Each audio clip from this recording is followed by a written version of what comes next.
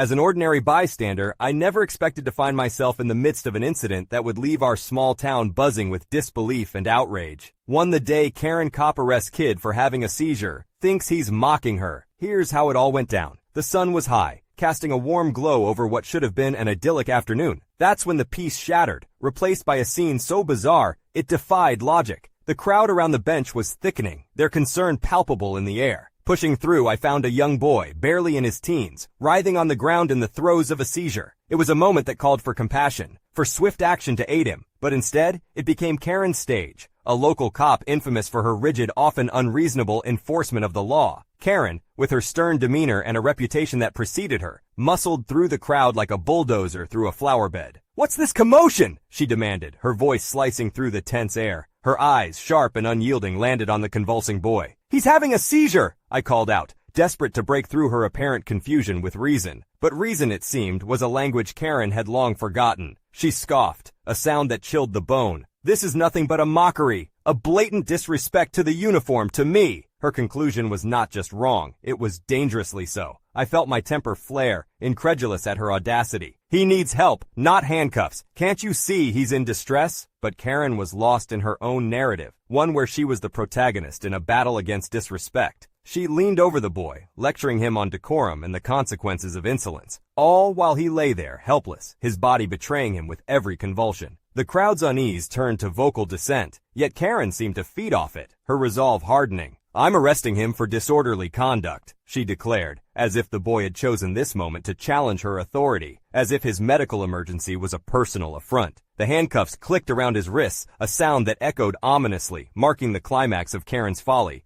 My outrage boiled over. "This is madness! You're punishing a child for being ill!" Karen's glare was icy as she turned on me. "You want to challenge me too? You think you know better than the law?" The standoff was palpable, the air charged with tension and disbelief. Yet through it all, Karen stood firm, convinced of her righteousness, a lone figure against a backdrop of common sense and humanity. The paramedics arrived, their professionalism a stark contrast to the chaos. They assessed the situation with swift efficiency, their eyes widening in disbelief at the sight of the handcuffed boy. "Remove these immediately," they demanded, their tone brooking no argument. Karen complied, albeit reluctantly, her face a mask of indignation. "No respect," she muttered, a mantra to justify her actions. The aftermath was a whirlwind of emotion and outcry. The boy was safe, thankfully, but the incident left a scar on the community's psyche. Karen's actions were debated in every corner of the town, her name synonymous with an abuse of power, a stark reminder of the need for empathy and understanding in those sworn to protect us. The story of that day spread far and wide, igniting a firestorm of criticism and sparking discussions on the need for reform in law enforcement. It was a wake-up call, a reminder that authority without compassion is tyranny in disguise. In the end, the incident with Karen and the boy became more than just a local scandal. It became a symbol of the urgent need for change. It provoked a collective introspection on the values we hold dear, and the kind of community we aspire to be, one where the vulnerable are protected, not persecuted, and where understanding trumps stubbornness. Karen's actions, repulsive in their disregard for human suffering, served as a catalyst for this much-needed dialogue. It was a painful lesson, but one that brought the community together in a shared resolve to ensure that empathy and justice prevail in the face of ignorance and arrogance. Wow, that's a pretty intense story. It's unbelievable that someone could mistake a medical emergency for a personal insult. It's a stark reminder that empathy and understanding are crucial, especially for those in positions of authority. Thanks for sharing this story. It certainly sparked some important discussions in our community.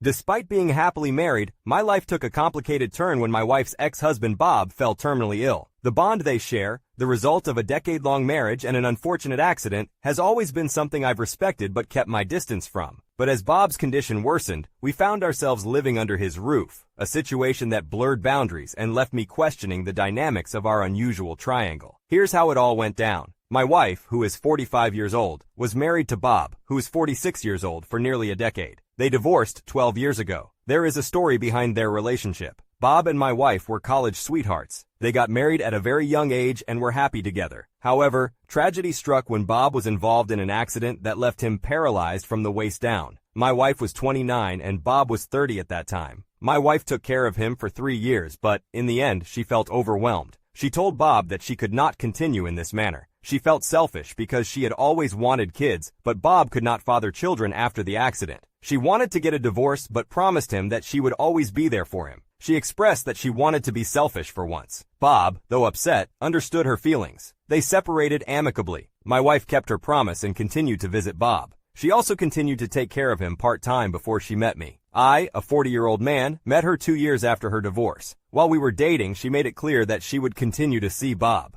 I know a lot of guys would be skeptical about this, but I fell in love with her the moment I saw her. Her kindness and compassion towards others is what drew me towards her. After we officially started dating, she only went to see Bob once a week, sometimes even twice. I did not mind then. In fact, I liked her ex very much. He didn't treat me like I was the other man. He was always welcoming towards me and even showed me his library. I always felt bad for what happened to him. He was a great man who had been betrayed by life. When we got married, I could still see the sadness in his eyes, although there was a mix of emotions from him. I always felt that Bob never stopped loving my wife, and to some degree my wife still has feelings for him. I know she loves me a lot. She has always treated me like I'm her king, and always showed her love to me. Honestly, I am really lucky to have her in my life. Together we have 2 children, a 7-year-old son and a 5-year-old daughter. My kids are also close with Bob. Everything was fine until a few months ago when we got the news that Bob has cancer. It was in the last stage and he might not even survive a full year, but there is still a possibility. The news deeply upset my wife. She stopped eating properly and being her usual cheerful self. I understand her feelings, but there is a part where I am a little uncomfortable. She now visits him very often. Most of the time I accompany her. Then a few weeks after the diagnosis, she told me she wants to move into his house. She explained that Bob feels lonely and his siblings do not care about him since his accident, and it would be better if she stayed with him. I disagreed. We had an argument and reached a compromise that we would both stay. So I've been staying at Bob's house for 2 weeks now. 4 days ago, we were all having dinner, and after we finished, I decided to do the dishes while my wife and Bob were chatting. Their conversation went as follows. Bob said, "I really miss this. I miss talking to you like the good times." My wife replied, "Me too. Remember one time we talked so much that we were late for work the next day? It wasn't even important." Bob continued, "What happened to us, Lily? I mean, we were something. People would use us as an example. I miss you a lot. Never thought that when I was dying you wouldn't be my wife anymore." My wife responded, "I know. At one point I thought that too. But life had other plans. I mean, I love you, but I love my family more. It was not the same after your accident." It was as if they both forgot that I was in the kitchen, listening to their conversation. After the conversation, my wife acted normal. We went to bed and kissed each other goodnight. Between this, she wanted to make love to me, but I just rejected her. I don't know how to feel about all of this. I trust my wife. I know she is a strong woman with good morals. She will never cheat on me. I know she's just sympathetic towards Bob because their relationship was beyond just being exes. They are best friends. I feel like an intruder between them. I think no matter what my opinion is about all of this, I will always be the bad guy. Alright, I've taken some of your advice on board, despite being disappointed with the name-calling and lack of understanding regarding my situation. This might be long, but I want to clarify a few points before giving an update.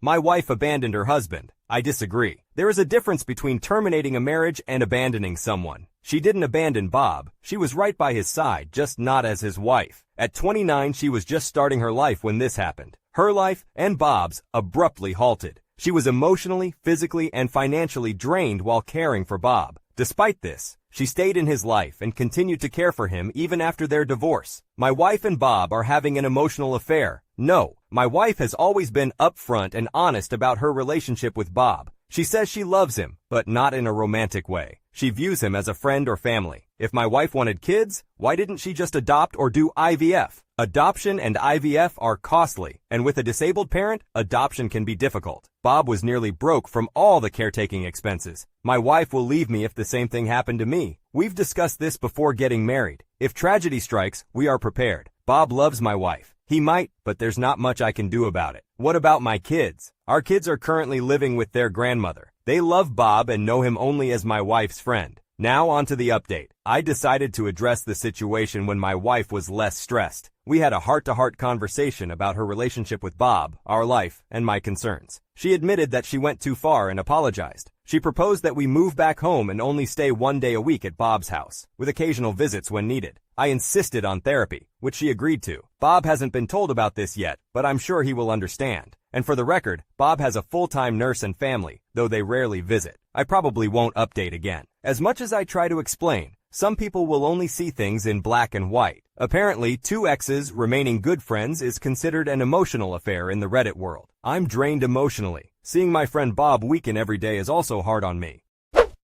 This story reflects the complexity of human relationships and the delicate balance that exists when love, friendship, and responsibility intertwine. It challenges the traditional understanding of relationships and presents a unique situation where empathy and understanding play a crucial role. It's a testament to the protagonist's love for his wife and his respect for the bond she shares with her ex-husband, despite the discomfort it brings him. This narrative, while emotionally charged, brings forth the importance of communication and the necessity of setting boundaries to maintain a healthy relationship.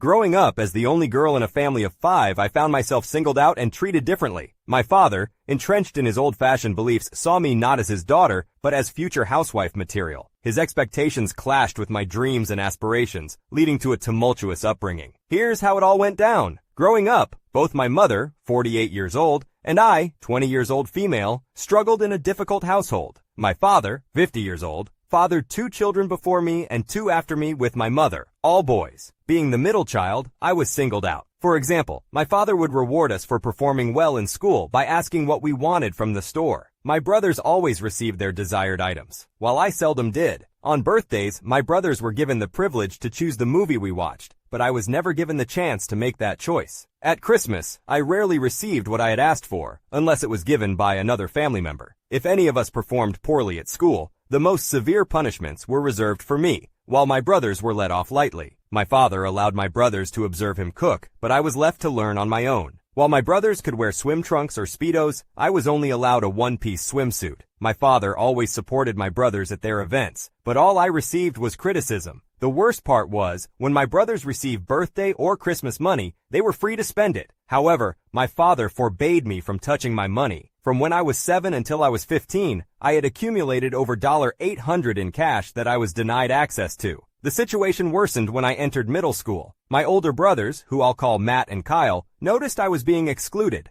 They discussed this with our younger brothers and made an effort to include me in family celebrations. However, my father started telling my brothers to ignore me. Then my belongings began disappearing. It started with small items like a pencil sharpener, then escalated to more significant items like my movies. I confronted my father, who admitted he threw away my stuff because he thought I was growing up to be a housewife who doesn't need that shit. When I told him I wanted a real job, not to become a housewife, he sent me to my room. As I entered high school, I found out he had thrown out more of my possessions, including my phone. When I discovered my phone was missing, I broke down in class. When my parents found out, my father kicked me out. My older brothers, who had already graduated high school and were living together, took me in. I started therapy and to my relief discovered that my father had not thrown away my belongings. Instead, he had tried to groom me into becoming a housewife and marry me off to one of his co-workers. When I broke down in school, he abandoned this plan, kicked me out, and tried to hide his actions. My mother did her best to help me but was ignored by my father. His justification was that as the middle child and his daughter, he had the right to dictate my life. This led to their divorce. My younger brothers want nothing to do with him and refused to visit his house. Moving in with Matt and Kyle was a positive change. They had saved my belongings from the trash and stored them. I recovered most of my stuff and sold the clothes that no longer fit me. Their house had a pool and a hot tub, and I finally got to experience them in a bikini. With support from my mother and younger brothers, I confessed to my best friend, who is now my girlfriend. I pierced my ears, navel, and nipples when I turned 18.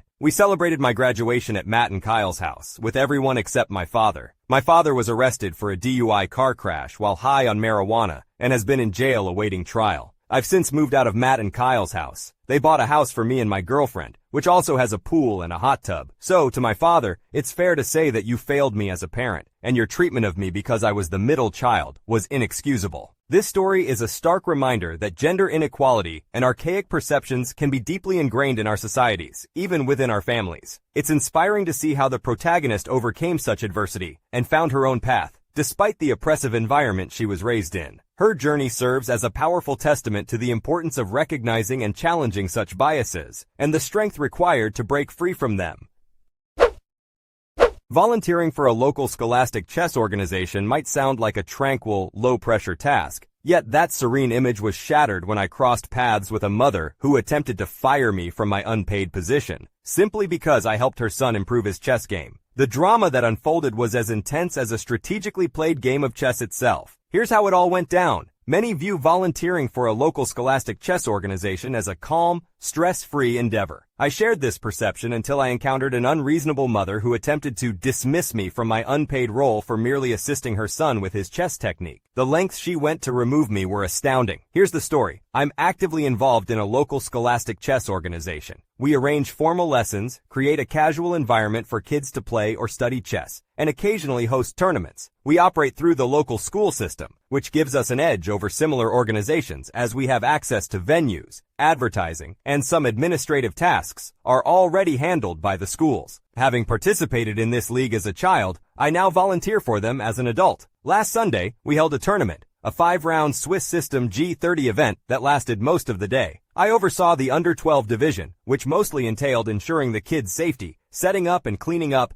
and handling pairings between rounds. As this was an all-day event, most parents dropped off their kids in the morning and returned at 4:30 p.m. to pick them up. As the event concluded and I was distributing trophies for the top 3 positions, Kay, our second-place winner, appeared isolated with no parent in sight. With about 80 kids in my division alone, it was highly likely that at least one parent would be late, so I wasn't worried. I asked Kay if he had a phone, which he didn't. However, he did provide his mother's number. I called, left a voicemail when no one answered, reminding her that the tournament had ended and she needed to come get her son. I'm unable to leave if there are any children still there, so I engaged in some cleanup, which the child offered to help with. It took maybe 20 minutes to pack everything up, still no sign of his mother. I was still unable to leave, so I got one of the sets back out and asked if he wanted to play a casual game or do a puzzle or anything. He asked if we could go over some of his tournament games, and we spent the next 25 minutes analyzing one of his games from the tournament. I'm no grandmaster, but I'm a pretty strong player, so even though he won this game, there were quite a few errors in his play, and I was trying to demonstrate what he could have done better. The kid took instruction well and was actually marking notes on his score sheet. Note for people who don't play chess. In tournament games, you write down each move after you make it on a sheet of paper. This is primarily so there's a record in case there's a dispute as to what the position is in. It also helps you review the games later like we ended up doing. Our analysis was interrupted by a woman's voice shouting, "You there! What are you doing with my son?" I looked up, and we have our entitled mother. She didn't look like a stereotypical Karen, but she definitely had the tone and mannerisms of one. I stood up, congratulated her son in front of her for taking second place in the division, and explained how we were going over one of his games while we were waiting for her to show up. The kid chimed in with how I helped him realize a few mistakes, and you could see the gears turning in the mother's brain. After a second, she yelled out, "You can't do that to a kid. If you mix positive messaging and negative messaging, you'll give him a complex." I know what I'm talking about. I have a degree in psychology. That took me off guard, but I wanted to finish cleaning up and go home. So I just said how it's already past 5 and I wanted to finish cleaning up, and I was sure the kid wanted to get home. Surprisingly, the mother didn't want to stay and pick a fight further, simply getting her kid and leaving. I figured that was the end of it. Not a pleasant experience, but a short one. Well, I was wrong. She sent our organization 21 separate emails demanding that I be fired. Her degree in psychology lets her know how damaging I could be to her precious boy, and how I'll rob him of any desire to keep playing by confusing him. It's apparently abusive to tell a child that even though he won a game, and that's great, there are better moves he could have played during that game to improve his play. She's already went through this kind of issue with a coach her husband hired for the lad. She fired him and now she wants the league to fire me too. Today's emails have taken a new tone. She must have found out somehow that the kid helped me clean up, because instead of strident demands I be fired on the basis of the profound psychological harm I have done to her kid, they now claim that we've violated child labor laws, and she'll report us to the state labor board. But she'd be happy not to if they take the reasonable step of dismissing me. I know there are unreasonable parents around chess, but this is the first time I've had prolonged close exposure to one. I'm not worried at all, but I feel bad for the kid. He was nice and respectful, and a part of me wonders where he gets it from, since it certainly isn't from his mother. And no, he wasn't showing any signs of distress from me analyzing a game with him. It's unfortunate when parents, in their quest to protect their children, lose sight of the bigger picture. This story highlights the importance of constructive criticism in learning and growth. The mother's reaction seems disproportionate, and perhaps even counterproductive, as her son appeared to be benefiting from the analysis of his game. It's a stark reminder that in any form of education or mentorship, managing parent expectations can be as crucial as the teaching itself. Breaking off an engagement is never easy, but what happens when the reason isn't about you or your partner, but their family? As I found myself falling deeper in love with my fiancé, I also found myself falling into a web of tension, manipulation, and underlying hostility within his family. I was about to marry into a family that I knew would make my life miserable. Here's how it all went down. I don't think I can marry him because of his family. Despite knowing that some might call me crazy, my intuition tells me I'm right. I was excited to meet my future in-laws, but that changed after our first meeting. His mother seemed overly possessive of him and made several condescending remarks. She even went out of her way to avoid me during the gathering. She exhibited harsh behavior towards her eldest daughter, Mia, who's also the only person I felt was normal in the family. The younger sister, Jen, was mean to Mia and made snide remarks about my upbringing. Their father barely spoke. My gut feeling tells me that if I marry into this family, I would always be competing with his mother. Despite my deep love for my fiancé, who treats me wonderfully, I couldn't help but dislike his family. I ended our relationship, stating that we were incompatible. It was a difficult decision, and now I'm dealing with the aftermath. Despite everything, part of me wants to call and tell him I got cold feet. We're perfect together in many ways, but his family is a significant issue for me. Now, I sit in my aunt's house, heartbroken and second-guessing my decision, even though I was the one who ended it. I recently had a conversation with his sister Mia on the phone. I was taken by surprise when she wanted to talk. She had heard about our breakup and suggested we have a chat.